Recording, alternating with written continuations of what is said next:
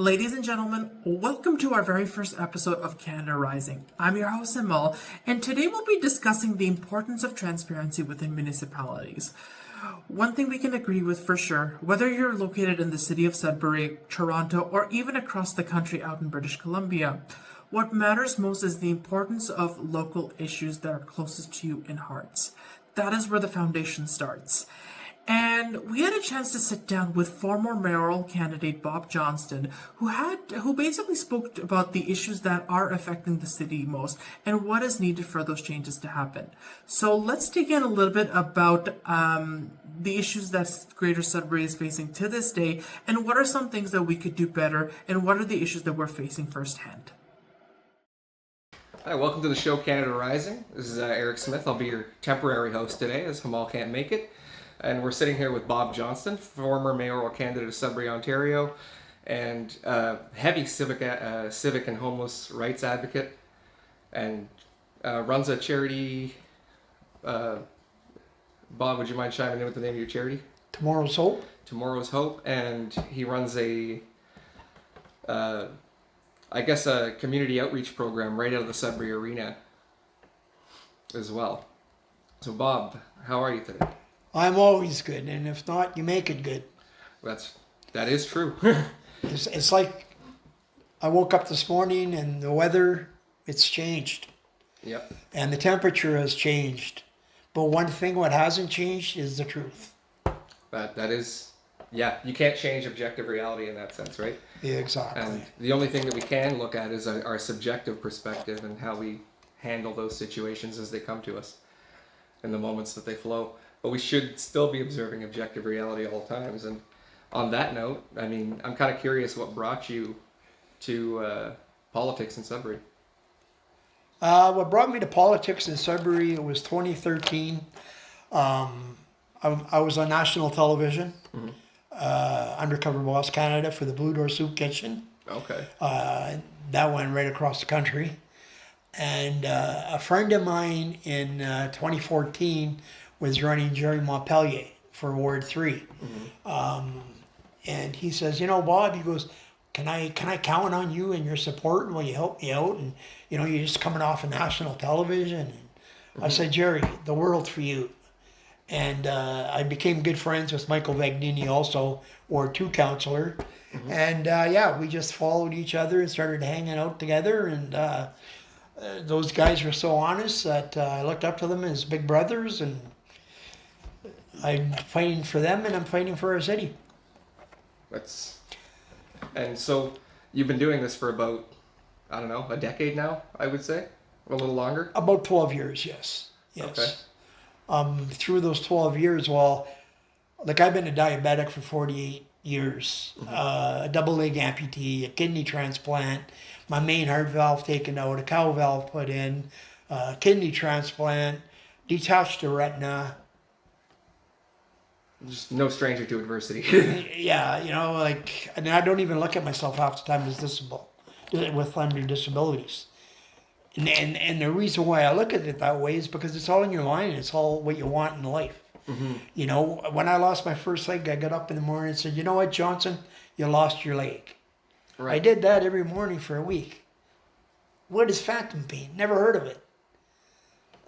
It's like now that's from 2013. Now I lost my other leg in 2022, and same thing. Did the same thing. Johnson, you lost your leg. No phantom pain. You're just being honest with yourself by the sounds of it. That's all it is. It's being honest with yourself. Realize what's what. I've been up to the hospital probably 8 times, 10 times since February. Talking, I got messages on my phone. Bob, can you go talk to my hubby? Oh, can you go talk to my boyfriend? They're all depressed. They're all this. They're all that. You know what? I put on my 2 legs. I hop in my van, and there I go with my hand controls. Yeah. Life is good, man. It's what you want out of life. You're easily one of the most hustle and outreach-oriented people I've ever heard of in the city. Period. And we need that more than ever, I think. I think what you're doing downtown is one of the most astounding things. So I've been trying to get a way to go do that and have good outreach with these people. downtown and try and get their situation to the broader perspective and to the mainstream culture of Sudbury. But it's actually been very, very hard. A lot of people don't want me to go talk to them. A lot of people don't want me to, well, a lot of people are very shy about being on camera, especially downtown right now. Like that whole situation, you got to be very careful with that, right? And, Well, I've done 10 videos myself. right. Never had a problem with one. In fact, I even have one with a guy with a crack pipe in his hand. Right. So it's all about your approach. And I had two people come up and say, "What are you doing?" "What do you mean, what am I doing? I'm showing the truth and I'm showing reality. If you don't like it, unfriend me." Right. Thank you. And I would like to clarify, it's not the homeless people that give me a problem about the being recorded thing. It's mostly the No. businesses around them, you know? Exactly. They want to share their story. And that's why I came up with that program, The Story of Your Shoes. Right. And it's going very well. And tell us a bit more about that program. So I was deciding how I'm going to get to the core of the homeless. No offense, and people out there, take it the way you want. We have like 120, 130 organizations helping the homeless and so on, and giving out water and granola bars, and that's not what we need. Right. And I've always said it for probably 14 years now. Communication, education, bring them their self-value, show them what they're worth, and they're worth something. Yeah. And then we can move on down the road, And yeah, it's hard and so on and so on. But I was out there for probably 2 years due to health issues when I went septic and stuff. But it took me, no more than 4 weeks to get back into it. Right. And You were build just up back that on the road. relationship with all these new people. And so you're like a master of networking in Sudbury in that sense. Well, nobody knows, not too many people know I'm a double-leg amputee. Right. I had no idea actually when I first contacted you. Exactly. With the way you hustle around town, I would have had no idea. Yeah, no, and it's because I'm determined. How do you put people out with no washrooms after 8 o'clock at night? Is that humanity? Absolutely not. And I mean, it's only a cost to our entire city. It's not just a cost to the people living on the streets, it's a cost to everybody. Well, exactly. Urination on the buildings and so on, and it don't end. And then let's talk about, in a way, our mayor and great council, who, we did this and we did that, and Johnston's misinformation. And well, I'm going to tell you right now, I have no misinformation. What I've said is what I've called since 2022. Right. And it's all recorded and everything else. But now yesterday something drew to my mind.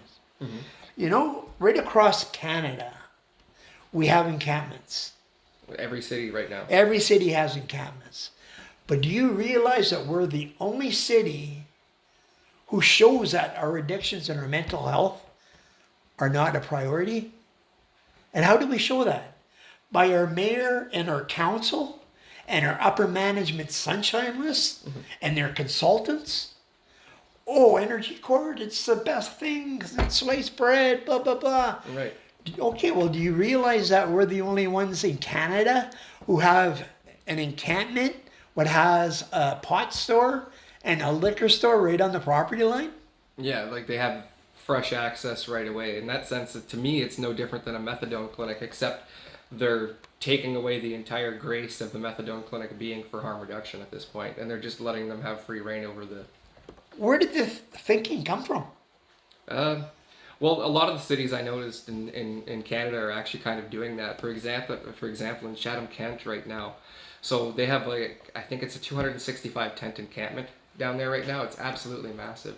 And one of the things they ended up doing with it is they moved it to the only clean green space in the city, right under their water tower. Right? And so now one of the problems they're facing with the encampment being there is that the encampment has been stripping copper and a bunch of electronics out of their water pumping stations, and now the city's coming up with brown water, stuff like that. So it's not even these people that are on the streets in Chatham-Kent are just trying to make it by. Yeah. 100%. And they've been forced to go to this space from wherever they were, all over the city. The other people who aren't homeless in Chatham-Kent are upset with the drug issue, because that's the big issue why they all got moved there, right? Right. So their kids in the parks are stepping on needles, they're around the trash and the filth everywhere. people don't want to pick up after themselves because, I don't know, Canada's done this thing with legalization of drugs and harm reduction and all these other things that kind of doesn't really incentivize self-improvement, right? Right. That's how I kind of see it anyway. And Well, it's like the master plan for the greater city of Sudbury. We went to one of their presentations. Me and a buddy of mine asked 20 questions. We never got one answer. And this was with who, sorry? The greater city of Sudbury, Tom Davies Square, master plans of downtown. Just like the Chamber of Commerce? No, it was Oh. straight from the city. Straight from the city. And then I'm looking and I'm going, well, holy lordy, there's no Samaritan Center on that master plan. Mm-hmm. There's no fire station on that master plan. Oh, wow. Could I be right for 2 years now stating that they're gone too? Well, of course. And now what they want to do is they want to close down these two properties and switch it over and move them into Energy Court. Right. And they also want to buy the flooring and paint store. That's right beside the beer store, right? That's right, yeah, on the other side. And behind on the wall is Chris's Independent. Right. And that's where they want to put the soup kitchen and the mission. I mean, Chris is a pretty good guy, the guy who owns that Independent. He Yeah, might but be how interested. far are you going to push, right? Right. You know what I mean? So I actually remember that Independent specifically was one of the ones during the pandemic that started taking off all their arrows and reducing the, I guess, the mandate restrictions. Chris has always been a great supporter of any organization in Sudbury who's helping out with the homeless and the addictions and the mental health. Oh, and disabilities too. Like as far as I understand, he's also hearing impaired himself, and he does a lot of outreach with the Canadian Hearing Society. Yeah, no, he's a great man. Mm-hmm. But so what's it going to cost us now to move this part of the Samaritan Center over here? You know, we've already spent $50 million on what you see today, and Wacky Wings is still going strong at $100,000 a month until they open their doors. Right. Which could be another 3, 4, or 5 years. Who knows? Yeah, because they have to renovate that entire brewery, right? Bingo. And the public, the public has no, it's basically none of your business, and pay your taxes and shut up. It's interesting to see something finally get done with that Northern Brewery, though. It's like having Wacky Wings move there. I don't know if that was the city's choice or if that was Wacky Wings' choice. It's an interesting location, though. I've heard for a long time that building was owned by, like, as an investment property by separate and different gangs, and it's a lot of suspicious stuff going on in that building in general for a long time until this, all of a sudden. Yeah, well, this is where the movement comes in, right? Right. But then at $100,000 from your city taxpayers, you can basically do what you got to do. Yeah. And there again is the honest to truth. All the rules and regulations being put out to the public? No. So do you know the street behind the Northern Breweries? Yeah. Okay. I don't remember by name, but like it's Yeah. Ash or... Okay, well that street is supposed to be turned over to Wacky Wings and to Nickel City. Okay. And that's going to be parking all the way through. Right. We have no say in that? So you're going to kind of like bike lane downtown sort of thing. Exactly. So how much money is actually being spent? The actual cost, like the Sakudi, okay? Retires and the next day he comes back as project manager. Right. So he's getting double the pay. Exactly. Where's Right? the money going? Yeah, no, exactly. So who's pulling, who's in bed with who? That's what I really want to put over the table. I think that's a very good question that we have to ask as Sudburyans, because we actually, for the most part, we're all too pinned down in our 9-to-5 blue-collar work mining jobs. So do we really have the time to engage with these Sudburyan elite in that sense? Because that's how they treat it, right? I don't want to call them an elite status of people, but that's definitely how they're treating politics here. It's a closed game. Yeah, exactly. But you know what? Between Tom Price and myself, we're going to be putting forward out the truth. A lot of people aren't going to like us. A lot of people will. It's your choice. You get a really mixed reception. I've noticed that by just the last couple of weeks of talking with you and talking about what we're going to be doing here. Yeah. So I know it's unfortunate that I wasn't able to make it in time to catch Tom, but maybe you could fill us in on what he wanted to talk about a little bit. Just touch up on it. Okay, well, first of all, I heard through the grapevine that Tom Price will be on your hosting your next show next Sunday. Yeah, we're gonna have him next week. Okay, and this man, I don't know, he can tell you about basically anything. He's more of a fact number guy compared to kicking the can on the ground like me. Yeah, and as far as I understand from what you've told me, he himself has been in politics in Sudbury for twice as long, 3 times as long as you. Yeah, he was Michael Vagnini's advisor all through every election and so on, and a lot of people went to him for support and help and guidance and so on. Right. I know a lot of people like Michael Vagnini as well. Unfortunate for what happened to him, but yeah, exactly. And then he'll be talking about the arena, like briefly the arena. If you want to talk arena, you're talking $200 million, right, to build the arena. That's what they're stating. Well, they already spent 50. Right. So now we're down to 150. Okay. Then you're gonna add, we still got 150. So then you're gonna put up this arena for 200 million with no parking. Okay. But there is 3 parking garages on the master plan downtown. Right. But they just don't mention it. Well, who's paid for these parking lots? I'm gonna guess Zulich. No, No. it's the taxpayers. Just all of us. Zulich is paying for nothing. Right. In He's fact, lobbying. Zulich hasn't even signed a contract for the Wolves or the 75 with the city yet. Interesting. Yeah, for the arena. Okay? So now we have a $200 million arena, quote, quote, which is bullshit. Sorry about the English, but I just call it the way it is. And then we got to put in 3 parking garages. Okay? Now, when you borrow $200 million, do you owe the $200 million? Or do you owe the $200 million with interest? It's gonna be the second one. Okay, so we got $200 million. We still owe for 3 parking garages. We still owe $169 million on interest on $200 million for 30 years. Okay, so what? We're just under 500. And that money escalated very quickly. Yeah, I'm just gonna point. but that why out there. can't the friggin' city come out and say, you know what, taxpayers, it's gonna cost us between $200 and $500 million for this arena. By the time it's all said, done, and complete. Right. To me, it's the biggest mistake you could ever make in your life. Mistake, and quite possibly most apparent that there's some kind of corruption or something going on. Well, definitely. In 2017, we owed $17 million.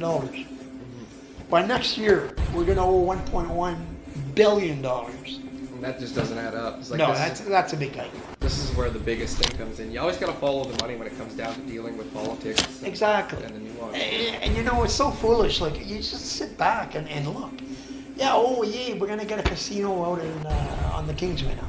Right. Okay, what does that do? That opens up another addiction. It's downtown. Yeah. You grab your ODSP or welfare check, you head out there, you win it, you're good, you lose it, you're broke the next day. And just everything you said there leaves actually quite a few questions. So one of the first ones I wanted to touch up on, with how they're dealing with the new arena and your outreach program being hosted out of the arena right now, how's that going to affect you? No, that ended. Okay, that already ended. Yeah, that's already ended. Then, like I said, that would never happen again because the city don't talk to me. All right. The city don't like me. Right. So, and that note too, another thing I was going to be asking about that, your outreach program in terms of shoes, coats, clothing, all that. Do you think it has any hand to do with things like the Jared Center and stuff closing down like that, or do you think there's just? No. When I was open, I was the only one open. Okay. And I had my 2 legs. I dedicated myself to that. So if I wasn't in the clothing store, I was doing Narcan kits on the roads, saving lives. One night, I was going up and down one-way streets, doing U's up on curbs, and finally this guy stops me in a Halfton. He goes, Bob. I said, yeah? Because I've been following you for 4 hours. I said, oh. He goes, "You're amazing." I said, "Well, I'm just trying to do what I can do, not save lives." And it was a great success that night. We did save 6 lives, and you know, you never know. And one of my pet peeves, what really killed me was when the city chased all the homeless, addictions, mental health, and criminals out of Memorial Park without a plan. So how do you chase, homelessness is one thing, but how do you chase an addict in the bush with no Narcan kits or any organizations there to help him? Right, there's a likelihood you're just going to find a body. Bingo. Right. And it's so sad. There's no thinking in whatever they do now. So why are we paying, we just hired another community service manager from Halifax. Never even met the guy. But why is the onion peel so thick and so many when it comes to Tom Davies Square, the Sunshine List, and the management? Oh, you go tie that guy's shoe. Oh, you go get me a coffee. Oh, you go do this. You don't need 20 managers. Right. Get down with a program where your employees and your assistant managers on the ground doing the services, reporting back to you, and you put out the information. Right. We just did a commentary actually about the city of Sudbury looking for more bylaw enforcement downtown and stuff. That comes back to exactly what you just said there. Why do we have 20 managers when we have all these other problems, like down to the local enforcement levels?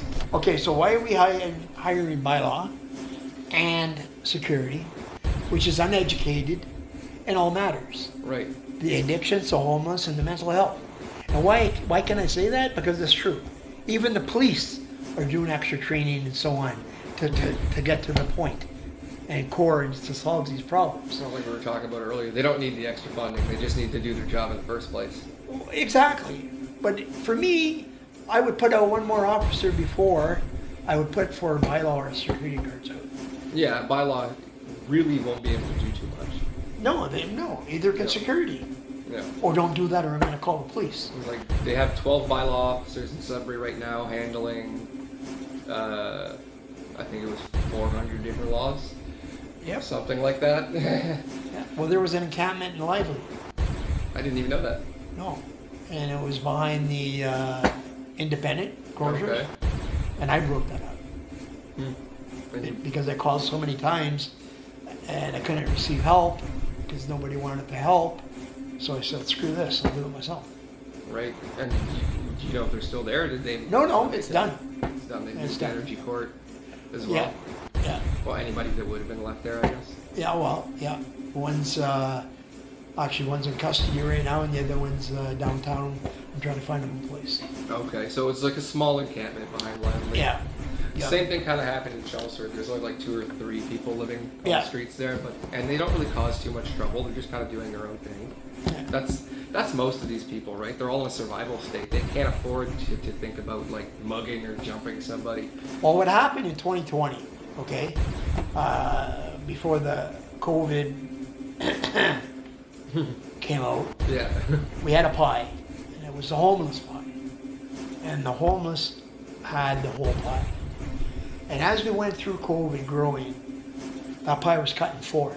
Right. So you got the homeless, the addictions, the mental health, and the criminals, where the justice system released those people into the community. Now they're suddenly flipping their tune on the crime stance. Yeah. Exactly. But now, they're also getting desperate because they know the city has never provided for them. Right. You know? Lazar's Mansworth, downtown. When they first released the criminals, 3 people went up and took his windows out. And the police showed up and said, well, what are you doing? We want to go back to jail.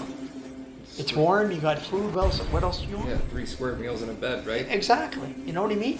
So the system is so badly broken that it's crazy. I watched a bylaw officer come out of Tom Davies Square, a homeless guy, addict down on the ground. The guy was sped up and swerved around him. Did he stop? No. And that's hilarious because we just had a YouTuber Christmas list coming through Sudbury, and almost every person he's seen laying on the street, he stopped and called over for an ambulance. Yeah, yeah. It's like by law, can't even be bothered to do that. Yeah. No, I would have really liked to meet him because what he put out is what I've been saying for years. And it's basically what you've been doing for years, too. Yeah. It's just he has a bigger audience, I think. Yeah, And yeah. unfortunately, you won't be able to talk to him right now. He seems to be in custody in Trinidad. Yeah, Yeah.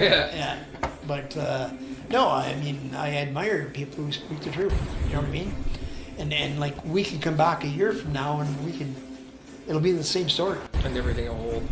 You know, Yeah. but yeah, you know. So me personally, the bylaw, the security, enough is enough. They can't really do nothing. Let's put an officer in replace of every 4.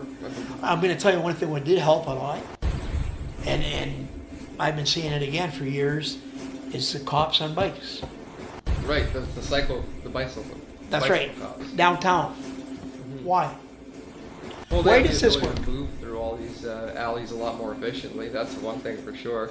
And they have on the ground like community outreach in that sense. Like they're literally communicating with these people one-on-one. What I've always said, communication, education. It's the only way we're going to solve this problem.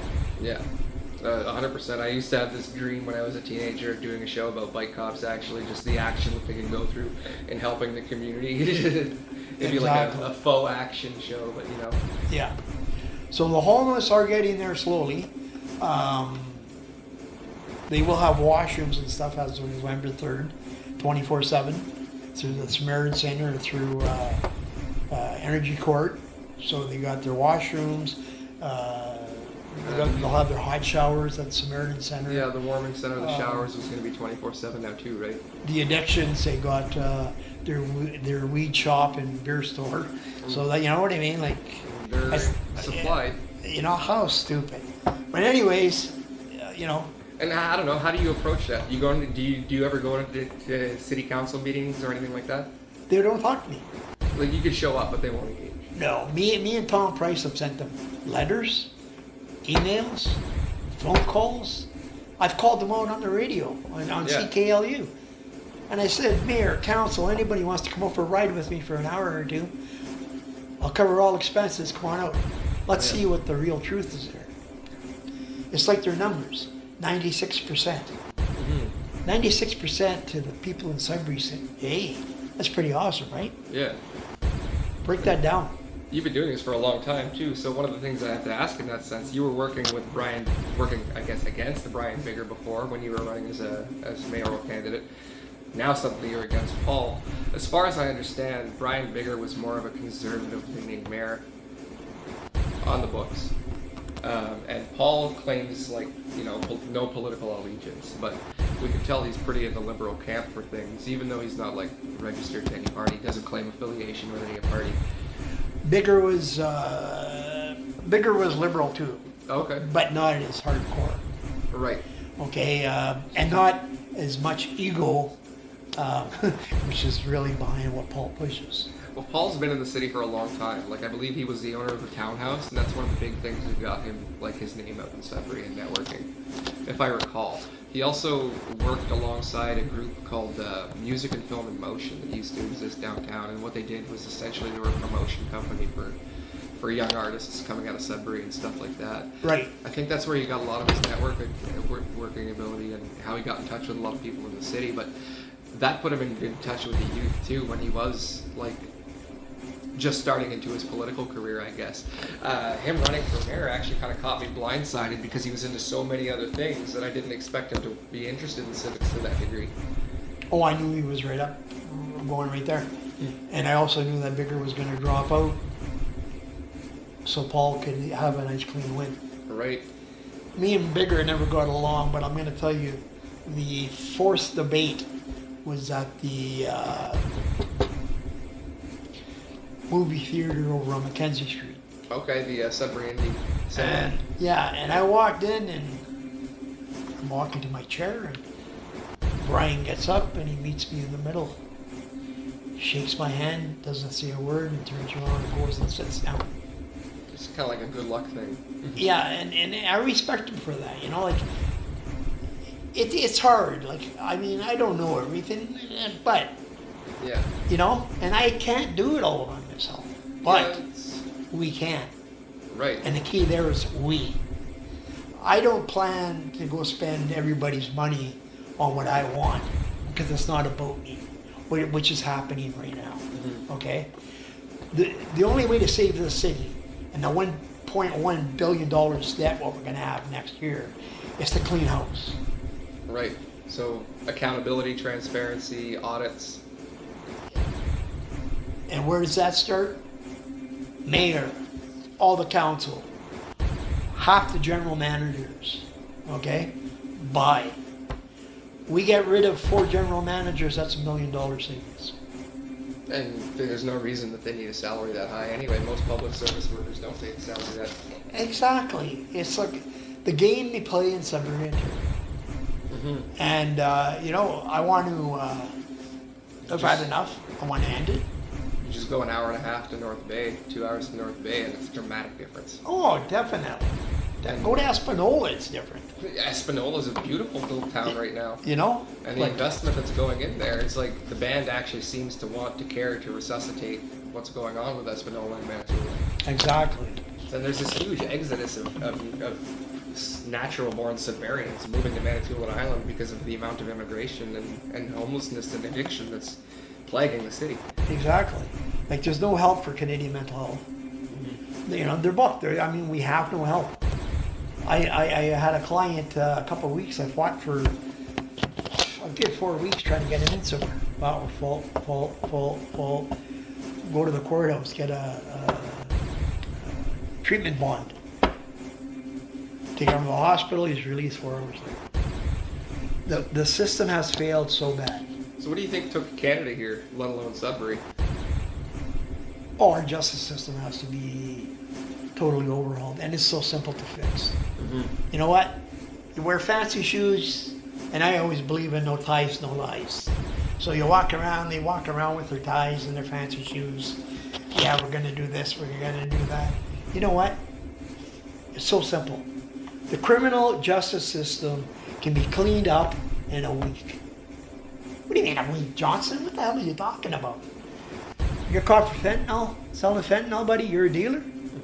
You're going to jail for murder. I mean, And if I can't prove it, it'll be minimum attempted murder. right, because I mean, you did sell them a basically, you know, lethal drug in every aspect of it. How do you argue with that? You can't. Yeah. But no. What kind of lollipop would you like? The cherry or lemon today, and we'll see you later. Right. The catch and release program. All you're doing is fishing. Yeah.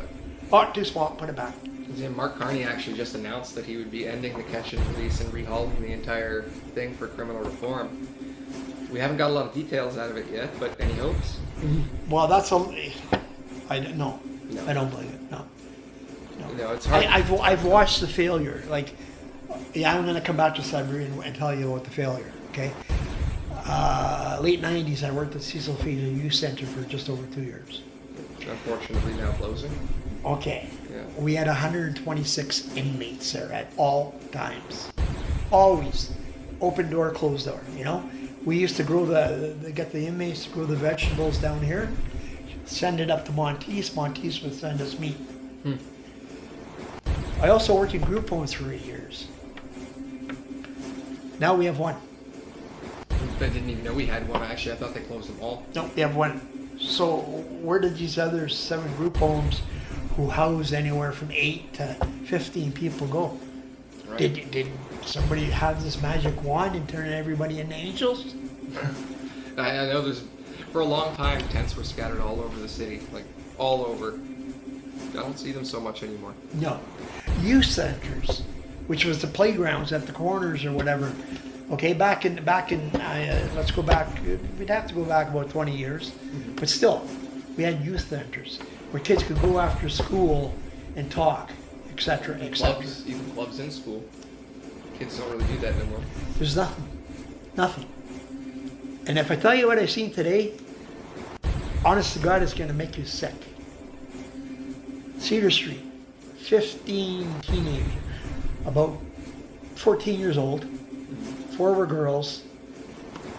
What were they doing? Across from the bus station. Right. Yeah. Shooting up. Made me sick. Made me damn sick. I mean, as young as, I think, 12, 13, I mean, some of the schools in Sudbury are telling their kids that they can't lay their heads down on their desks for fear of nodding out and stuff like that. So, I mean, the drug culture is perverse down to such a level. And that comes from the care of parents, too. Like, that, there's a big part of that. But hang on now I'm going to stick up for the parents. Back in the day, mom was home, homework, laundry, dinner, that was at work. Now we're forced to have the double income come in. Yeah, it's almost Or we impossible drown. otherwise. But do you blame the parents? I don't. I go back and state what happened to our school boards. What happened to the school boards? What happened to our shop classes? Yeah. Electricity, auto mechanics, home ec, chef's training. I can go on and on. I see it in my stepson. The school system is failing our kids. That's right. Now, how easy or hard would it be to implement that back? Because it was a great success. You need teachers that care. Exactly. That's a huge part of it, Bob. Like this is probably one of my biggest plights, and one of the big reasons I wanted to start like getting into local civics like this is to educate kids. That's right. It's 'cause Now, these kids need to know. I got another question. Yeah. When we went to school at 9 and we finished at 3. Yeah. We never had 2 spares all through the day. Or this. That was my grade 12, 13 year. Basically. Yeah. So why the hell aren't they going to school from 9 to 3? Train them like a job. Take those 2 spares. One with life skills or addictions or mental health or whatever. Well, those 2 spares, I filled them up with a co-op. That's exactly what. Exactly. But no, like why? It makes no sense to me. Those shit, addictions, mental health, life skills should be mandatory subjects, let alone not being taught. Home economics, taking that out of school was one of the biggest mistakes we've had. Like most of my generation already doesn't know how to do their own laundry or cook for themselves. So we're in this situation, and if we had home economics, I feel like that would be a big difference. Like my parents grew up with home economics in the Canadian high school system, and they have it down. Like they have it down. Exactly. Not everybody in my generation does. Well, I'd like you to maybe pull in Mike Belmore one day. Mike Belmore, not familiar with the name. No, he president of the Catholic School Board. Okay. Real nice guy. I give him credit. Also, our Saturday Night TV bingo guy Okay. on TV. Right. Great guy, heart of gold, and I really think at least you should have a phone call with him. Yeah, I'll have to give him a call for sure. One of the things that interests me about you bringing him up even is I actually thought the Sudbury Catholic School Board was completely opposite end of politics of you. It's like I've gotten so many impressions that they were like heavily embedded with liberal policy, which I mean we are in a liberal country. Okay, you know what I call all that? I call all that friggin' baloney. Right. And you put it all together and you got a sandwich. I don't care about that. Yeah. I care about the core of the problem, about these kids on the street, nowhere to go, no help, and we put up a nice white cross with them. Yeah. I call BS on that. Skip the headlines, basically. Yeah, exactly. Don't worry about the fancy shoes. Throw away your tie. Let's all come together as a team, work as a team, get back on the roads together to recovery. Mm-hmm. Then we can worry about who's who and what's what, Right. And that's my outlook, and that's the way I feel, and that's another angle what we're going to have to change in order to make society a better place. And well, one of the big things too is like getting all these people off the streets in Sudbury that you've been advocating for so long. That would change our entire work culture here again. It's like, Definitely. I think it was since the end of the pandemic. For my restaurant, I was having such a hard time hiring anybody. Yeah. It was a lack of willingness to work from the serve and conditioning. And Canada's a really interesting beast in that sense. Like I've taken behavioral neuroscience, and one of the things that really led me into the interest for that was trying to understand the movements of society, period. How we get to these levels where people are in, desperation and not willing to do anything about it, essentially. Then what it came down to is actually a very interesting story and a lot of lawsuits that come up about this. Have you ever heard of a Canadian doctor named Dr. Ewan Cameron? Yeah. Okay, yeah, so he was the doctor that was famous for the psychic driver experiments. And the goal of the experiments were to help condition mental health issues and addiction, stem addiction, and cut them off at the source through de-patterning of the person's actual psyche and personality. So they would basically use repetitive patterns and repetitive imagery, repetitive sounds to completely strip the core personality of the person that was being subjected to the experiment. And the reason for the lawsuits is because a lot of people in Canada were put under these against their will. A lot of people didn't know that they were being subjected to these. It involved people not being able to sleep, people not being able to remember their father's name, their father's face, incontinence issues. They can't even get out of bed and use the bathroom themselves anymore. It's absolutely tarnished the lives out of these people. And you know what they were awarded for all of this through their settlements? A cumulative $100,000 for 77 people in Canada. And there's a class action lawsuit still related to it. It's still going on today as of 2025. But no offense, okay? Sometimes we're our worst enemies. Yeah. I can tell you anything about my body. I can tell you everything about my medication I take and why I take it, okay? And a lot of people just walk into a clinic or a doctor's office, hospital, oh, this is my problem, blah, blah, blah.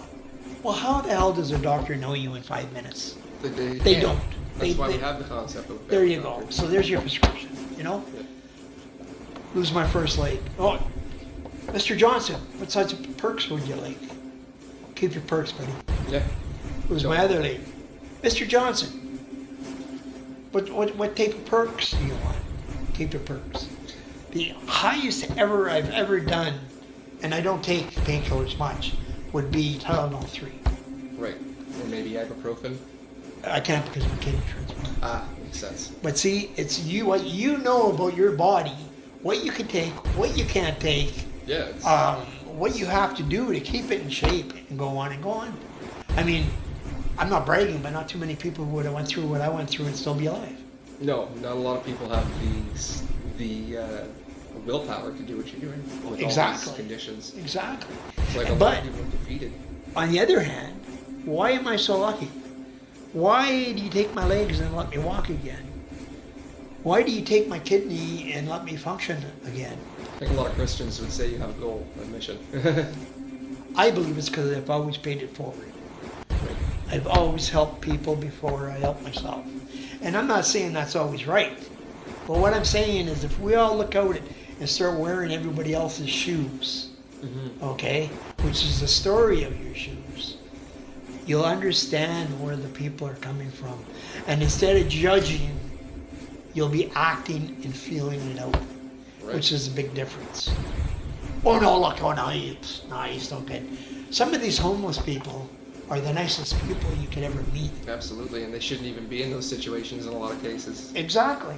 In 2020, I had 85% of the people off the street, ready for housing, and I couldn't get help anywhere. So, the mental health conditions that Canada's are terrible. They brought people to their knees, straight up. Terrible. Or on their backs, 6 feet in the ground, right? Oh, exactly. And I mean, we can look to other countries that are really tight on crime for maybe some kind of example. Like the U.S. is starting to shape up right now. The U.S. references to El Salvador a lot in terms of a lot of things, but they're full fascist at this point and tyrannical in that sense. So there's got to be some kind of balance for Canada too, because I mean Canada's got to be more honest with itself too in that sense. Granted, I was just talking about the Ewan Cameron cases. Like if we were more honest in the sense that, we were willing to talk about the experiments that we're willing to push onto people, and the science that we actually want to push, it'd be a pretty interesting world for one, because Canada would be coming out and saying, hey, we've been the capital for trying to work on mind control for a long time. Well, exactly. And, like, that's conspiratorial of me to say, but a lot of people don't know how many lawsuits actually just went into this. And again, with the case of Dr. Ewan Cameron, he was one of the people that enforced the standards of the Geneva Convention, and then as a Canadian scientist went and backtracked on all of them for the sake of studying mental health. Right. Right? Which the CIA and CSIS declared was an overwhelming failure. Because he had so many failures. But why is it all still practiced in the media? Well, it's like, why is it pushed on us? it's like COVID. You know, you sit back now and you look at COVID and blah, blah, blah. In 2 weeks they had an injection solution that solve all the problems. Yeah. Meanwhile, hundreds of years and there's no help for diabetes, nothing for cancer. Like, come on. Right. Well, there is now after the pandemic. Yeah, but you know, like, let's call the BS with the BS. For example, I had a kidney transplant in 2015. Every year you have to go for a heart examination. Perfect, up to 13 years, perfect. I go up and I decide, because my 5 doctors said get 5 shots. I said after 2, bullshit. Next thing I know, I'm in the hospital, they're cutting me open, tearing out my main heart valve, putting in a cow valve, and hoping, wishing me the best. Well, going almost full archaic within where they could. yeah, you know. So where did all of a sudden this heart issue come from? So it's one question. Did they ever offer you the new mRNA insulin? I believe they have an mRNA vaccination for insulin now. Oh yeah, I know.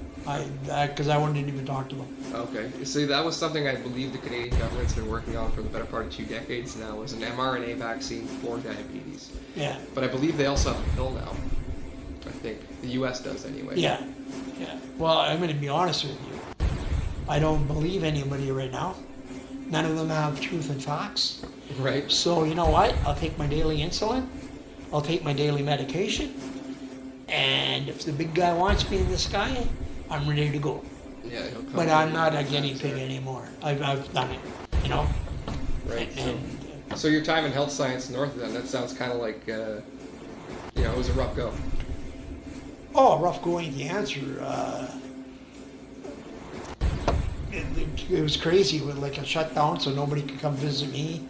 I mean, that's a COVID, but that was COVID excuses. I had foreign nurses coming in, trying to give me a needle with the cap still on. So was this pre-COVID or post-COVID or during? But during, you know, I had the head nurse come up to me and say, you know, you be careful with the nurses. I said, look, if they're not going to take the cap off the needle, I'm going to have an issue. Yeah. You know, I mean, the basics are the basics. And then you got your head honcho floor manager coming by. Oh, Mr. Johnston, I see you got a coffee cup. Keep it if you want water. We don't have any cups. Yeah. Yeah, that's how bad it was. Not kidding. Oh, no, it was deadly. It was deadly. That only brings back one thought. In 1994, Democratic Republic of North Korea started shifting their social health care system for the worse. Yeah. Because they were out of money. Yeah. Yeah. That's a slow and steady decline of the universal health care system when it's all funded by taxpayers that don't make money to pay taxes. No. And then, you know, that's the trauma I went through. And you know what all went through my mind? Like, I was in there 125 days straight. And the only thing that went through my mind is, if I'm getting treated like this, what about the 70, 80-year-old seniors? Yeah. Who don't have the or the drive or scared to say something. Pioneer manners killed many of them. Definitely. And just through neglect alone. Like, I can't say that they've gone with the intent to kill people, but the people that they hire don't have the passion for the job. These people take the paycheck. One of the most evil things I learned when I was at Laurentian, like, the evil things was in neuropharmacology. So studying how drugs affect the brain. The 4th year of that is actually a course on how to market drugs to the public and how to build rapport with doctors so that you can sell pharmaceuticals. Exactly. And that's why I was like, oh, this is sick care, not health care. Exactly. That's when I really started to understand that statement. Yep. It's like the whole goal is to keep you in the hospital and keep you paying, right? More than anything. Oh, I had one doctor, he's a psychologist. I don't know why he came to see me. Anyway, walks in and he goes, yeah, mister, you're doing it into yourself, eh? What? He goes, you and your damn booze, that's all you are is an alcoholic. And I said, keep it up. That's exactly what I did. I said, keep it up, buddy, and I'm going to kick it through the window. Mm-hmm. I'm a doctor. You can't talk to me that way. I said, you don't even know who you're talking to. Yeah. Next thing I know, the nurse is coming in. Oh, Mr. Johnston, I'm so sorry. The doctor mistaken you for somebody else. Blah, blah, blah, blah, blah. Should have shut his mouth before he even Exactly. said it. I said, he can't apologize to me? No. I got him suspended for 6 months. My right foot, I go into the emerge. I said, there's something going on in my foot. Oh, well, here's some antibiotics, go home. I said, no, I want an x-ray. They call in security. Oh, this guy's getting rough, blah, blah, blah, blah. Come on, give me a break. I said, there's something wrong with my foot. And, they kept saying, oh, no, there's nothing wrong with your foot. And just go home. I said, can I get an x-ray, please? And they kept saying, no. And I said, you got to x-ray my foot. Where is it? So you had to basically push for a second, third, fourth opinion. No. You see that? Okay, yeah. See the whole side gone? Yeah. Yeah, that's my foot. So you were hit with full-on necrosis, basically. It blew my whole side of my foot out the next morning. And I had no hope in hell of saving nothing. Yeah, no. And the pain. At that point, the doctors looked at it and they were probably like, I guess we have to amputate. Yeah, exactly. But and that's the thing. Always get a second opinion. Because you have good doctors and bad doctors. Absolutely, they're just normal people. But the problem is the good doctors are so overworked, they become bad doctors too. Yeah. A lot of the problem with the Canadian ones too is a lot of the good doctors are long left. Yeah, places that actually pay them. Exactly. 2023, I had a doctor walk in and say, "Oh, Bob, we're going to cut you above the knee, or you have some infection." I said, "Where's the infection?" They said, "At the tip of your bone, your stump." I said, "Good, that's what we're taking off." Over 2 years later, and I haven't had a problem. So the key, and my advice to people, is know what your illness is, understand what your medication does for you, understand what happens when you miss it, and when you go in, you can have a conversation with your doctor and discuss what the issues are, instead of them telling you when they don't even know you. Yeah, exactly. You know your body more than you, so just discussing the ideas and them would give you more insight realistically than the doctor's going to have, right? Exactly. Like you personally knowing. Sure, you might not know a lot of the big fancy words that they use. You might not know the terminology entirely. You might not even know the condition that you have, but you know what it feels like. Exactly. Right? Exactly. And it's like people who are sitting at home right now with mental health issues and so on. You know what? And this, I'm not a doctor from far, but my advice is communication and getting out in society. Whether it's just to walk down in front of your house, to the mailbox, to whatever, get that little bit of outside in you. There's so many people on the internet are saying right now, go touch some grass, right? Yeah, exactly, You can't sit on your couch. Yeah. You can't feel sorry for yourself. Why? That's not going to change nothing. Well, the internet's adapted the term pretty well. We used to have the term bed rot for a reason, and now it's evolved to brain rot. Yeah. Right? So it's a combination of the two. You're sitting in bed rotting all day. Your body is atrophying. It only takes 3 days for your muscles to atrophy. It really doesn't take long. Exactly. And what do you think happens to the brain? The brain's an organ and a muscle just as much. Like I love every morning. Get up, put on my legs, and I'm gone. That's my hand controls in my bed. Mm-hmm. What else do you want, Blake? Well, I mean, it must be a pretty interesting paradigm for you too, in that sense. Robotic legs are just around the corner in their fullest sense. I don't know how available to Canadians they'll be, but I mean, there's some interesting innovations for people in your situation right now. There is. Like crazy interesting innovations. I seen an amputee with a robot hand that had Bluetooth connectability, so he was able to literally take his hand off and have it crawl across the floor spin it, and go grab his beer. Yeah, exactly. But I'm not worried about that stuff. Right. You're focused more on other people. Yeah, I've did my 9 lives. I'm just going to keep kicking that can and helping out as many people as I can. Well, there's a lot of people downtown that really, really, really, really appreciate you. Yeah. And I was kind of like looking to get more of a perspective about downtown too, but I feel like the best thing I could do would be to go downtown with you for that. You're welcome to it anytime. It's like maybe just go walk around, see the people you meet, maybe gather some more of their perspectives, because that's the biggest thing. Getting their perspectives on a camera to the public is going to be the biggest thing. Yeah. But, yeah, like I said, I don't even go to my van. Right. You know, and I can if I had to, but I don't have to. They come to me. And Leave just like, oh, it's Bob. Yeah, like, let's wait about 10 days. I got some blankets coming in, and we'll go deliver the blankets. Sure. And we'll do a little story. Yeah, that'd be awesome. Actually, there's another person from downtown that I've been wanting to talk to as well. He used to be a regular at my restaurant as well, Jeff Redcliffe. I think he might... Redcliffe? Redcliffe, I think his name is. Oh, yeah, yeah. Yeah, he's always downtown helping people tons right now. Yeah. Handing out, you know, pop, snacks, cigarettes. Yeah. Well, like I said, what we have to do is bring the 12 solid organizations together who can go out and get into the nitty-gritty and build that relationship and communication with these people to move it forward.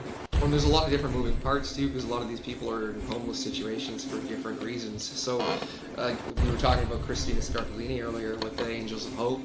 So one of the things there, she deals with a lot of the same issues you do in that sense. A lot of these girls that have been trafficked, or even people that have been trafficked, end up in that situation just because they don't know how to get themselves out of it anymore.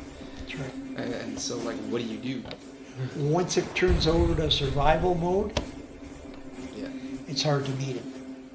Really hard to beat it. Like, But like I said, you know, Energy Court, they're making the mistake of keeping the beer store and the weed store there. Number one. I hope the rest is successful. But unless they get the addictions and the mental health and the criminal activity all under control and that pie cut up in 4 like it should be, we're gonna go nowhere. Right. You know. Now, let's talk about our policing. Oh, there's a huge thing there. I stumbled into the whole Jerry Loughy scandal today, and I believe he sits at the head of the GSPS board for property taxes. Yeah. Is what it was. And so I think a lot of it stems from the money that's going up there. We don't really see where it goes.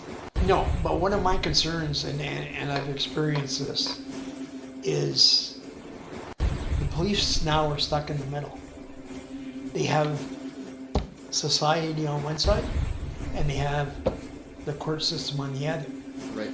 So when they bring in anybody for whatever reason, whether it's a warrant or whatever for their arrest, the next morning, in front of a judge, they're on bail. They're out.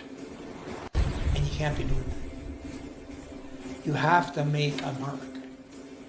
And I don't care who it is. I don't care if it was my brother, son, Well, it's definitely whoever. setting an example, right? Yeah. And if you make one example out of everybody, the problems are solved. Because that rotating door will stop. Yeah. And the people selling their fentanyl and their goodies and human trafficking, etc., etc., etc., will stop. The human trafficking is probably one of the most interesting ones to try and figure out the pathway to how to stop it. I mean, slavery in that sense has been probably I would still say is the driving economy for the world. Oh, definitely. It's like excluding like maybe the West, but even then, America and Canada are so bad for it right now. Exactly. It's like Exactly. it's a core of the huge like underground economy and how gangs are able to operate in the first place. So. Right. Going back to HSN. Another severe problem with HSN is their security guards are wannabe cops. Okay. Yeah, some of their nurses too. Yeah. So what happens if anybody goes in as under the Alcoholic Act or Mental Health Act? They're basically put in their room, shot up with some kind of whatever drug they're using to mellow them out, and then ensure nobody's around. Okay, and that I know because my sister went through it. They strapped her to the bed. She was drunk one night, yes, but she's not violent. She's 110 pounds. Okay, Right. and they strapped her to the bed. They wouldn't even let her get up to go to the washroom. And So she's sitting there in urine and everything else. incontinence happened because I mean that's what alcohol will do. And Yeah, and that was about 2 years ago. Now, 4 weeks ago, I bring in a client. Oh, Mr. Johnston, you gotta leave. You gotta go to the waiting room. Why? It's not causing any problems. Why? Makes no sense to me. And then here I see the nurse putting on her rubber gloves, her little candy tray, 5 security, or one comes up to me. I said, don't even get any closer, buddy. You wanna be? And he stopped right there. And I said, you give me my time. I'm disabled. It might take me 20 minutes to 3 hours to get out of here. yeah. You know, just playing with them. And the next thing I know, they all go into the room and drug him up, put him down, and out he goes. And that's happening a lot, and it's so sad. It's an excuse for them to not do their job. That's on right. One level. That's right, it is. The care, you know, and I'm glad you said about that, because now they want to add another wing to HSN. Okay? Why? Oh, because I make $500,000 a year and I make decisions. How about forgetting the wing at HSN, putting that wing out at Kirkwood, on Kirkwood Drive, under the mental health and addictions. Did they close the Kirkwood? No. Oh no, that's full capacity. Okay. And that's working with North Bay. Put another wing out there. The doctors who are out there are psychologists, in addiction counseling, and they look after those patients. HSN looks after their patients. Get that addiction, mental health stigma out of there and put them down where it belongs. And run our hospital the way it should be ran. You know what I'm saying? Yeah. And I don't make hundreds of thousands of dollars a year. It's just simple common sense. Yeah. And it's so sad. And one of the interesting things about this, I'm thinking, is essentially how they're playing with the funding here on Health Sciences North. Because I mean, they're in so much debt. They're in so much debt. I don't even know how their hospital is actually functioning or running. Okay, Same so thing let's with Laurentian. put 2 plus 2 together. Giroux gets voted in at Laurentian University. Okay, just about puts it in bankruptcy, which basically did. Yeah. What do we do? They shifted him right off to. Well, we gave him a beautiful dinner and rolled out the carpet for HSN. Yeah. What did he do to HSN? Now they're broke too. Yeah. So now where is he? I actually don't know. Ottawa. Okay. Okay. He just got upgraded. Like, how do you even friggin' cope with people like that? And how do you not see it as an organized takedown? Exactly. Like, how do you not? Why do people worry about their paycheck so much? Yeah, we need it and everything else. Do you know that the city has told their staff not to talk to Tom Price or myself? And Tom Price has had such a long go in politics, you'd think somebody would want to. Or they all want to talk to us. They're told they can't. Right. Or they're unemployed. I had one staff member under community services pull up in the city car. I said, Bob, sorry, we can't talk to you anymore. I said, I got your number, I'll call you. I said, okay, thank you. Well, why can't you talk to me? Well, because I was told I can't talk to you.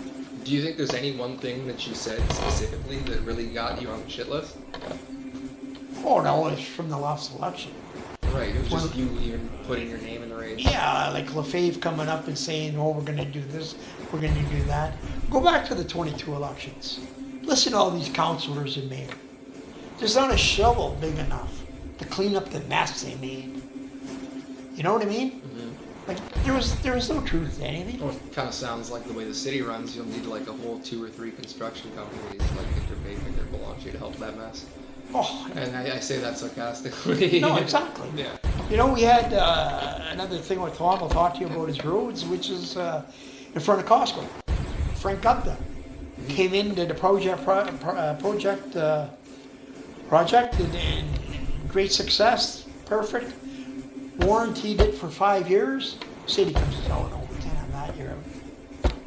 Right. Well, that's in court right now. We'll see what happens there. You know, the city is bullies, and now they're starting to bully the taxpayers, which is really getting me upset. I feel like they've been doing it for about a good part of a decade now. Oh, Maley Drive. Yeah. They put in Maley Drive without asking Delron for his property. Yeah, they just took all that swampland that was back $11 there. million is what Delron got for that. So he did fight it in court then. Oh, definitely. Yeah. Definitely. Not only that, they kissed his ass. So not everybody's able to do that though. The city's actually doing that with a lot of people over in Marks Day Warren. I've heard of people having their property lines being assessed by the city for increased housing. Exactly. But they know that they've got those property lines, you know. The city can't just come take it, but they're going to because these people can't fight them legally. That's right. You know, down the Kingsway where they want to put the casino. Oh, phone call?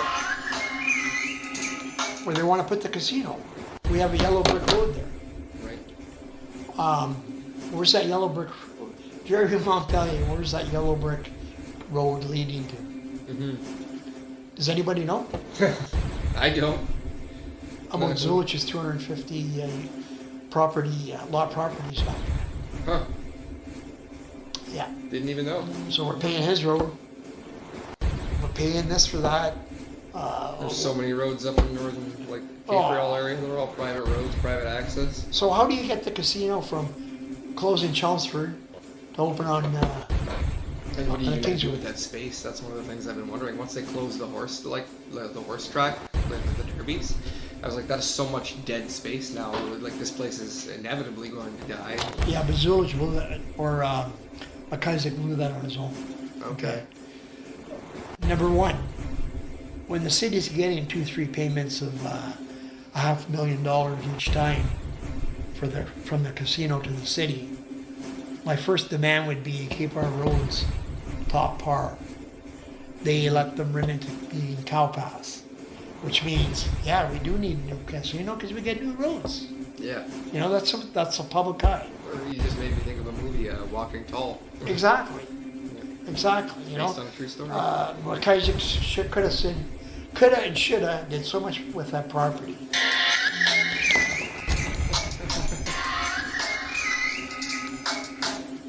Busy. He could have did so much. Originally, he was supposed to have bandstands on the left-hand side in his big field. Okay, and then he had plans for a 28-room motel. Right. And then he had the racetrack where it could have been skidoo racing or whatever. That would have been actually pretty cool. You know, there's so many opportunities. People in Chemmy and Dowling would have loved that. Oh, of course. And then what does he do with his barns? Well, number one, you keep antique cars in there all winter long. Oh, is that what's in those? No, they're all falling down. Right. And then in the summertime, you keep all the skidoos. Like, it's ridiculous. Oh, Kate's Country Kitchen has the land to do it, and they kind of do it there. Yeah. The snowmobilers.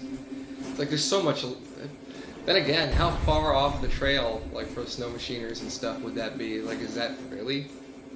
But if it's a racetrack, they're just gonna bring them there on the trailers anyway. Exactly. Yeah. Yeah.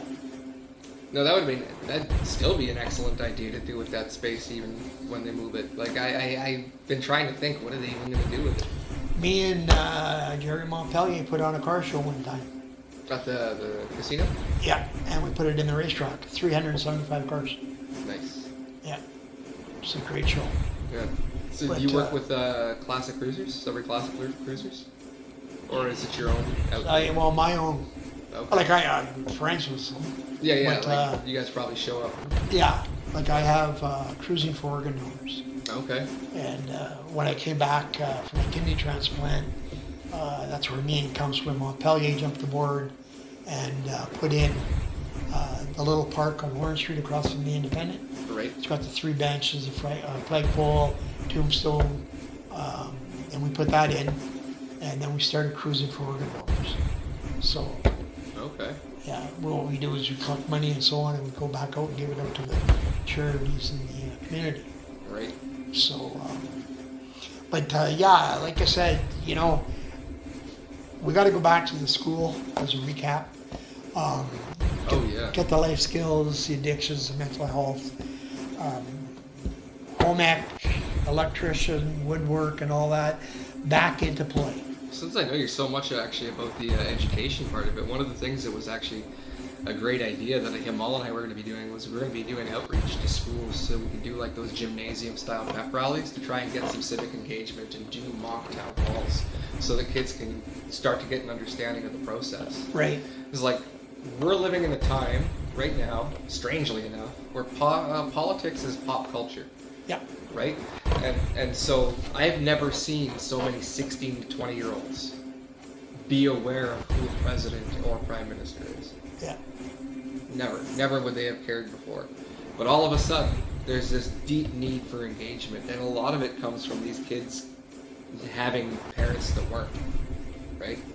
So these parents just go to work, do their 9 to 5, come back home, sit on the couch, and then go into their mode on their computer or their addictions, whatever that addiction may be. It could be a phone, you could be a chronic drinker, you could be a video game addict, like all of those things. It's like the plight of the millennial generation of parents. And a lot of those kids that are like Gen Alpha, Gen Z, that are coming out of millennial parenting are desperate for something with control and desperate for something with like structure. Well, definitely. Yeah. Definitely. It's like they were raised without it. Like I learned that back in 2022 when I won both school boards for the mayoral candidate race. I'm going, oh, geez, these young kids, Mm-hmm. So if I do run next year, I would. I'm hoping to bank on them. It's a good place to start right now. The youth vote is what's changing everything. Yeah. We've seen that with Charlie Kirk in the U.S. Yeah. Like he did Turning Point, and I think there's 56,000 chapters in schools across the U.S. right now, maybe even more. But what they do is essentially they have like little social clubs where kids get together and they practice debate in town hall. Right. It's one of the most important things I've ever thought about conceptualizing for schools today, other than maybe home economics or something. Yeah. Because that's a different type of home economics. We're talking about political economics of the country that you call a home. So Yeah. how else do you take care of it? Because our civics and careers classes are garbage now. Yeah. No, we got to go back. We got to go back to day one.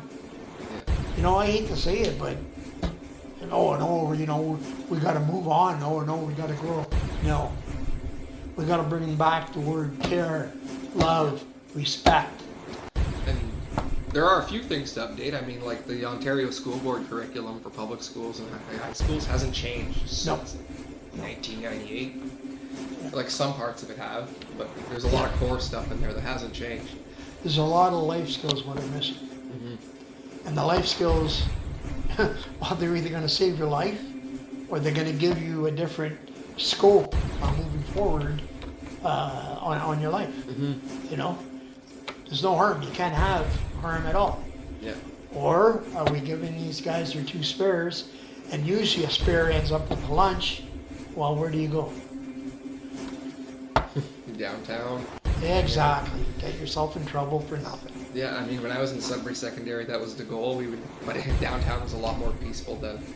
It's like even just 10, 15 years ago, downtown was flourishing, I would want to say. Like it actually had vibrancy and like foot traffic everywhere all the time. Exactly. Like, even the Pokemon Go days, like when that just came out, that was just before the pandemic, I think. And I would remember so many people making those rounds all the way through the downtown core. Because like they basically had it set up from all of Elm Street. You had a bunch of stuff that crossed through all of Memorial Park and it crossed through all of the one-ways downtown.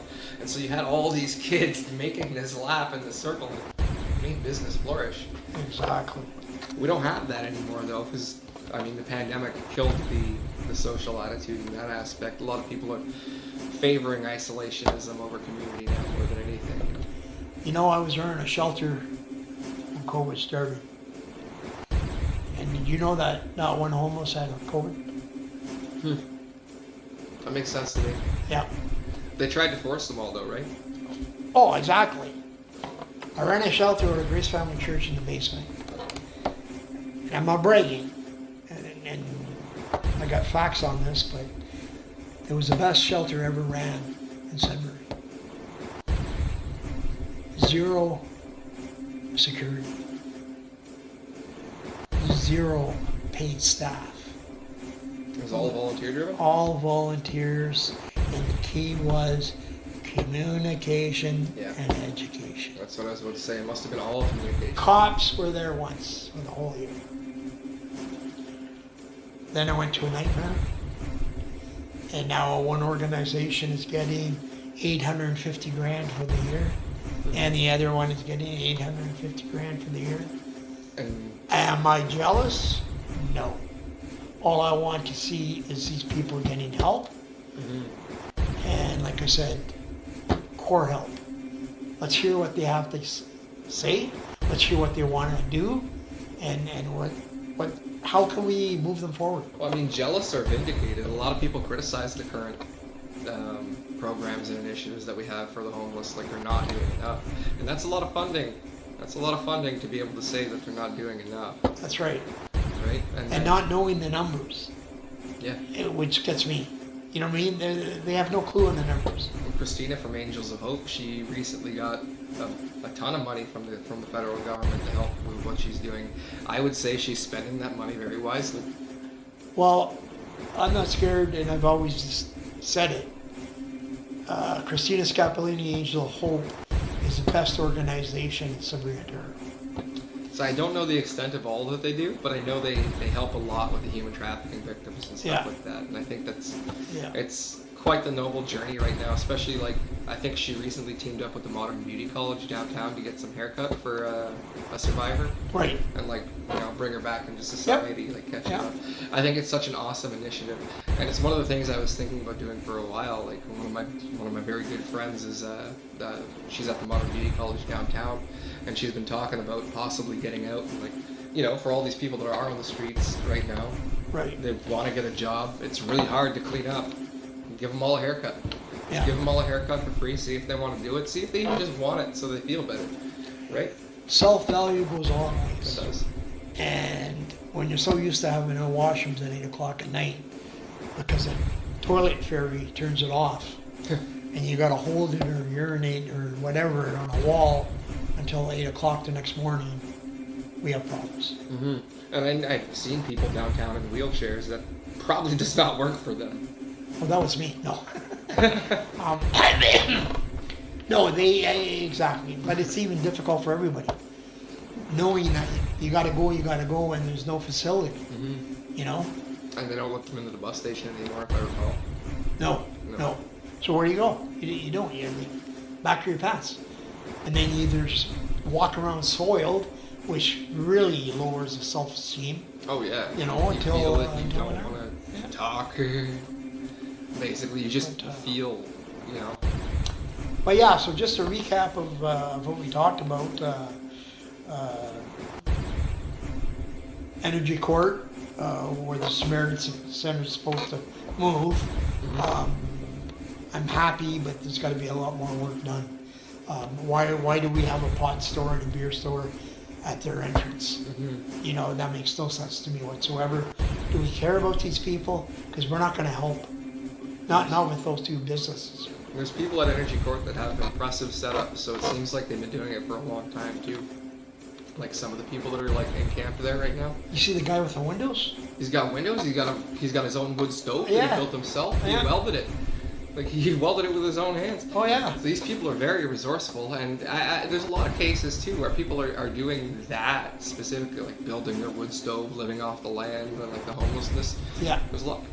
Like I think that guy might want to do that, but you know, what can we do to help him out? Survival, and I don't care. You know, I get on Facebook, oh, they don't want help. Oh, bullshit. They do want help. Where's the help though? And how long do they have to wait? Yeah. Because they've gone so far, and now they're walking against a wall, and they're not going anywhere. Yeah, well, even that guy, like I was saying, who builds his own wood stove, he probably wants help. Guaranteed. Oh, definitely. He's just doing his best to make through with what he has, and he might even be complacent or happy with the situation to some degree. Maybe he likes that lifestyle, but doesn't discount the ability to give help. Exactly. And then as far as back to life skills, let's get these school boards going on the electricians and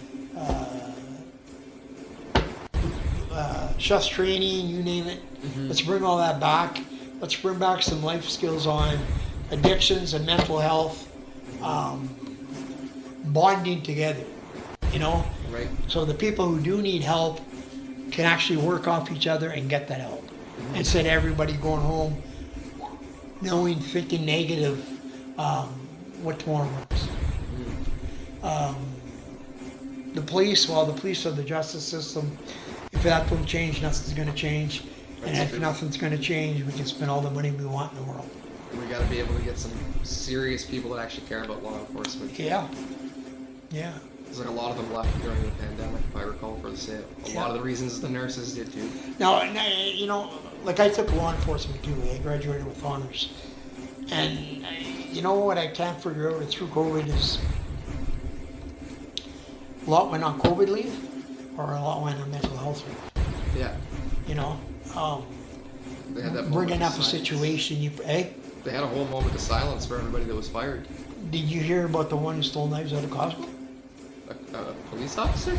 A sergeant. A sergeant? No, Suspended 6 months. Do we all hear about that? No, absolutely not. It depends how many knives he was trying to take. Like, Well, I'm sitting there going, knives. Is it for the barbecue or is he slicing and dicing? You know, who knows nowadays? There again, it's not going to be Costco mental knives health are leave. cheap too. It makes me wonder why you want to steal those knives. Well, like exactly. as a chef, like I've got a few $400 knives. Yeah. They're not from Costco. Yeah, exactly. So you know, it makes you wonder where today's society is. A couple of years back, we had satellites of policing all over through Sudbury, and they're all gone now. The one in Lively, well, guess what's in their police station satellite now? A weed store. Imagine that. I didn't even know we had satellite infrastructure. Yeah, There was one in actually- Valcarin was just before Tim Hortons on the right in that strip mall. Okay. The one in Lively was right beside Pizza Hut. Yeah. Interesting. Yeah, I had no idea that was even a thing here. It's like last time I was talking to a police officer was at a recruitment rally in the downtown New Sudbury Mall. Okay. Yeah, and I was talking to them about the nature of because they're just getting their access body cams now. Like Sudbury's just getting access to those. Yeah. A big part, this was almost 2 years ago too, and they still haven't got them active yet. A big part of what they were talking about is we have the body cams, but we can't run them because we don't have the servers. Right. We don't have the servers to store the data. We don't have anybody to do that. So what do you mean? Everybody works in IT nowadays. Yeah, exactly. But do you have any other questions or? I guess to culminate all this one, ultimately, it's I don't know if I'm allowed to ask this, but are you going to be running again? Why would you ask me a question like that when you know I can't lie?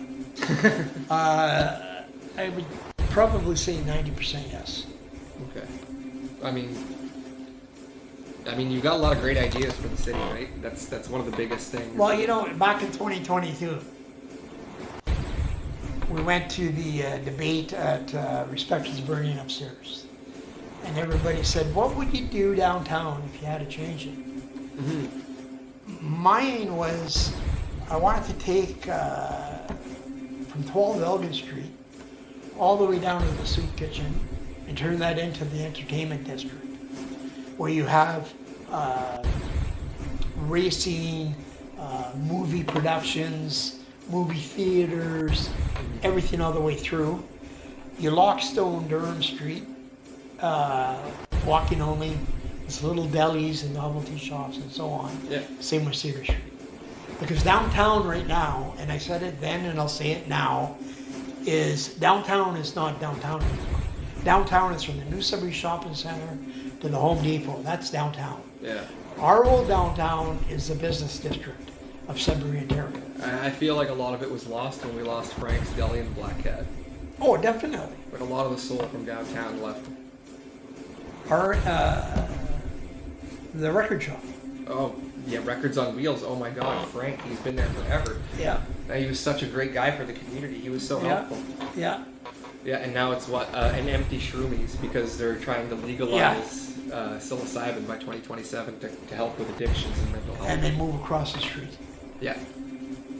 Get their ass out of town. Like, you know, nothing makes sense to me. That is a pretty interesting notion, though. A big reason they're doing that, Bob, is because they're trying to appeal to the crowds of people that are like with homelessness and addiction. It's like, which is predatory, but at the same time, right now, psilocybin is being considered for treatment of depression and addiction and mental health issues in Canada. It's one of the reasons they're moving towards decriminalization and legalization of psilocybin. So, what do you think about that? Because I mean, it's a heavily psychedelic drug, and it pulls people right out of their reality, right? I really think that I would have to say you need a double doctor signature. Right, so they're monitored. Like a So shot. your family doctor would have to step up to the plate in it, okay? And your addiction worker or psychiatrist would have to step up too. So Right. here's your prescription for 4 weeks, double signed. I want results, I want notes, etc. And we work it the way it goes. It seems what a lot of the places in the States are doing that have like psilocybin clinics and stuff like that. They're under heavily monitored situations, right? Yeah. So I mean, who knows what could happen with like such a crazy hallucinogenic to somebody that's in already a tender state, like maybe a schizophrenic, for example, who's got addiction and depression issues, but hasn't been diagnosed with schizophrenia, suddenly gets his hands on that. What happens? That's just another slippery slope waiting to happen too. A little bit of gas extra on the fire. You know what I mean? Like, it's crazy. But a lot of people don't understand it either. Mm-hmm. Like the police getting 12.6% of an increase. To them, to be fair, they deserve it. They do deserve it. But let's spend it right. Yeah. You know what I mean? It shouldn't be done to like increase salaries in that sense. They need better equipment. They need better resources. On the streets. Yeah. I don't know if you remember 12, 15 years ago. Big ruckus. Let's put more police in it. Let's put more police in it. For where, sorry? For Sudbury. Let's put more police in out on the road. So what do? They take the two cops out of every car and make it down to one. So you could double your cars on the road, but you got less police. Right, and now it's also a hazard for those cops to pull somebody over, for example, because they don't have their partner. That's right. So usually you have somebody behind. So it just kind of slowed down everything, if anything. They are doing well on the drug busts. Oh yeah, there's been a lot of them lately. Yeah. But yeah, no, we need a lot more than that. We need our young generation to understand what life's all about. I mean, that's the drug bust isn't down to the city either. I mean, that's federal or provincial action, right? Yeah. Yeah. They're being pushed to do that with the whole border bill and all of that.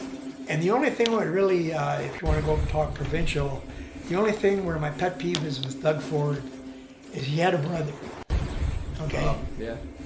who had a lot of addictions and a lot of trauma and mental health due to that. And out of anybody, he should be the one who's building these friggin' addiction and mental health facilities all over Ontario, you know, to save lives. So a lot of people disagree with me here, but I think Rob Ford was actually a beautiful man. Oh, he was a good man. I thought the one video that changed my mind about politics probably about 10 years ago was the video I seen of him pulling out everything that Toronto city officials got, showing how much it costed, ripping it up and asking, why do I have this? It's like, I have a bus ticket. I have a bus pass for the city of Toronto. Why? I have a car. Almost everybody that works in the city here does. Yeah. We have parking pass. We get free trips to the zoo. All that stuff. It's like, why are all these perks available to us? And Rob Ford was the first politician that I'd ever seen in my life do something like that. Yeah. Show where the money is, almost to a conspiratorial sense. Yeah. And a few months later, he winds up wrapped around a pole, right? From his drug accident. As soon as you see that, first thing that comes to my mind is the corruption of Elton John times. Right. Right? In Sudbury, that was horrible. The only reason I got in to see that show was because I helped tune his piano. Yeah. I was not able to buy a ticket just Yeah. on the sheer fact that the city council and all their friends took up everything. And wherever, do you remember the bus fiasco there about the tickets? $850,000 worth of tickets gone? No, No? That was all forgotten. the bus fiasco. Yeah. $850,000 worth of bus tickets missing. And this was from like Sudbury Summer Transit. Transit. Shh. Shh. It's like the transfer payments, all the change that's been put in this thing. Is like, where's that all going? Yeah, exactly. So I will say anybody who is running next year, please put in that you want an audit. Because if we don't bring an audit pretty soon to surface, Yeah. we're in serious trouble. We owe so much friggin' money. How many lawsuits are going on? It's true. It's the main thing that we call for on Canada Rising. Audit everything. We need transparency. We need accountability. It's the only way we're going to get to the source of the problem. Exactly. So to sort of end up closing the segment, I hope you invite me back again. Oh, absolutely. Next week, I'd like to talk to you again with Tom Price. It sounds like you've done a lot of work with him, and having Tom on the show, and like you as just a backup to maybe fill any gaps. I think that'd be an awesome episode. Okay, yeah, and if anybody has any questions or what they want to know, feel free to reach out to Canadian Rising, and we'll try and please everybody. Yeah, just feel free to shoot questions. We'll answer them as promptly as possible, and we'll see you next week for the next episode with Bob and Tom Price. So Tom Price, Bob Johnston, next Sunday, don't miss it. And my favorite organization, Christina Scapolini from Angels of Hope. Hope to see you soon. Thank you.